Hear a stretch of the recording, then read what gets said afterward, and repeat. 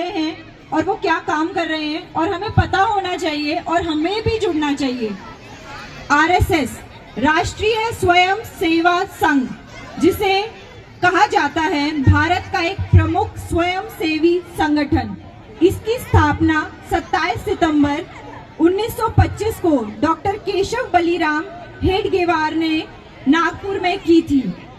RSS का मुख्य उद्देश्य भारत में सांस्कृतिक पुनरुत्थान और राष्ट्रीय एकता को बढ़ावा देना है।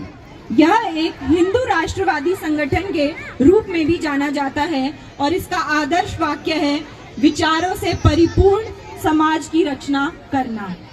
जब आरएसएस की स्थापना की गई तब इसका मुख्य उद्देश्य भारत में हिंदू समुदाय को एकजुट करना और उन्हें संगठित करना था, ताकि वे समाज में अपने अधिकारों की रक्षा कर सकें।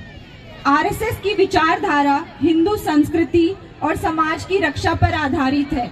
इसे हिंदू राष्ट्रवाद का समर्थक माना जाता है और इसका मानना है कि भारत की संस्कृति और पहचान हिंदू धर्म से जुड़ी हुई है, के लिए नियमित रूप से कार्यक्रम आयोजित करते हैं।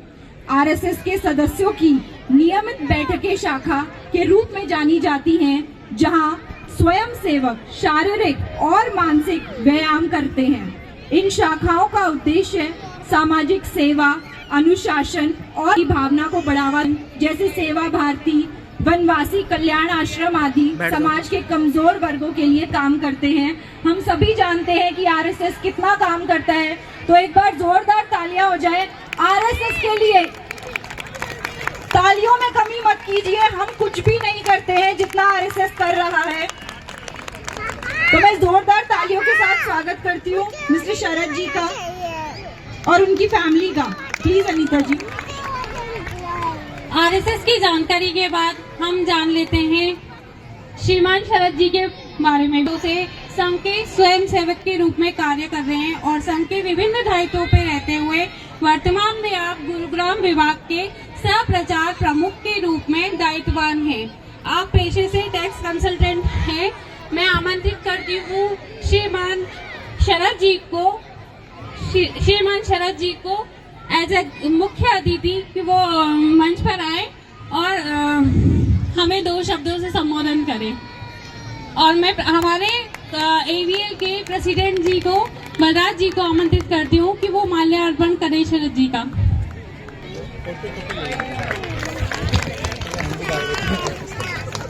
राकेश जी, फोटो लो। जोरदार तालियां हमारे मुख्य अतिथि जी के लिए और हमारे अध्यक्ष साहब के लिए। जैसा कि बहन जी ने बताया, हिंदू समाज का संगठन करने के लिए प्रयासरत है। हिंदू समाज का संगठन करके आखिर करना क्या? तो जैसा कि संघ का ध्येय वाक्य है, राष्ट्र धर्म सर्वोपरि। तो भारत के रूप में हम एक राष्ट्र, एक सांस्कृतिक राष्ट्र की जो अवधारणा मन में धारण करते हैं, हम मां दुर्गा का दर्शन इन नवरात्रों में करते हैं। मां दुर्गा का जो स्वरूप है, हाथ में शस्त्र भी है, शास्त्र भी है। तो इस प्रकार हम अपनी भारत माता की कल्पना करते हैं।